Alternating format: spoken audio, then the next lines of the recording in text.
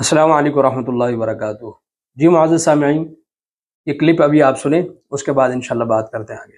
صلات کا حکم نہیں ہے قرآن میں، اقام الصلاۃ کا حکم ہے، زکوٰۃ کا حکم نہیں ہے، اقام الزکوٰۃ کا حکم ہے۔ بھیا اقام الزکوٰۃ کیسے کرائیں گے جب پاور؟ جی تو اس میں آپ نے سنا کہ ساحل ادیم صاحب یہ فرما رہے ہیں کہ نماز کا حکم قرآن میں ہے ہی نہیں، جبکہ یہ بات بھی غلط ہے۔ قرآن کریم کی بہت سی آیات ہیں جن میں نماز کا حکم موجود ہے، حتیٰ کہ نبی کریم صلی اللہ علیہ وسلم کو کہا جا رہا ہے کہ وَأْمُرْ أَهْلَكَ بِالصَّلَاةِ، یہاں حکم دیا جا رہا ہے کہ آپ اپنے گھر والوں کو نماز کا حکم دیں۔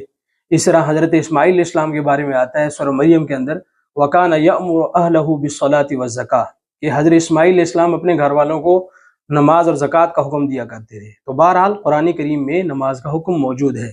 اور دوسری بات انہوں نے یہ کی ہے کہ قرآن کریم میں تو نماز کے قائم کرنے کا تذکرہ ہے، اقام الصلاۃ کا حکم ہے، اور اقام الصلاۃ تب ہو سکتا ہے جب آپ حکومت میں ہوں اور آپ کے پاس مکمل اختیار موجود ہو۔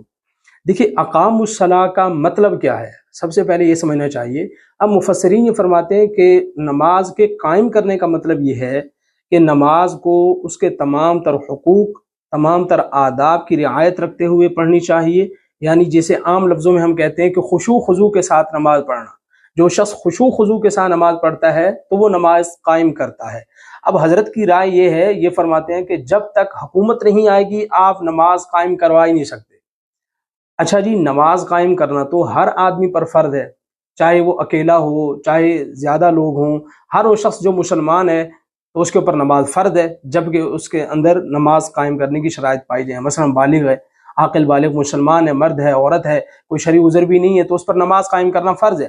اب اس کا حکومت سے تو کوئی لینا دینا ہی نہیں ہے کہ نماز تب قائم ہوگی جب کوئی شخص حکومت کے اندر ہوگا یا اس کے پاس اقتدار آئے گا، پھر وہ نماز قائم کروائے گا۔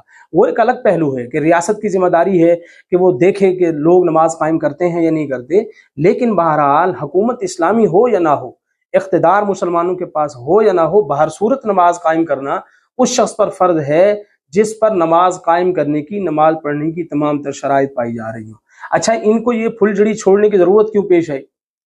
اب ان کا فلسفہ یہ ہے کہ نماز کا حکم قرآن میں ہے ہی نہیں۔ اچھا، نماز کا حکم تو نہیں تو نماز قائم کرنے کا حکم ہے۔ اب نماز قائم تب ہوگی جب آپ اقتدار میں ہوں گے۔ اب نہ مسلمانوں کے پاس اقتدار ہوگا صحیح معنوں میں، اور نہ نماز قائم ہو سکے گی، لہذا اس میں نوجوانوں کو کھلی چھٹی دے دیے جی نماز تو قائم کرنے کی ضرورت ہی نہیں ہے کیونکہ یہ تو حکومت کا کام ہے۔ تو لہذا اس طرح کی باتیں کرنے کی کوئی ضرورت نہیں ہے، اور یہ سراسر جہالت ہے اور لا علمی ہے، اور حضرت اتنے کانفیڈنس کے ساتھ یہ جھوٹ پہ جھوٹ داغے جا رہے ہیں۔ مجھے تو سننے والوں پر حیرت ہوتی ہے کہ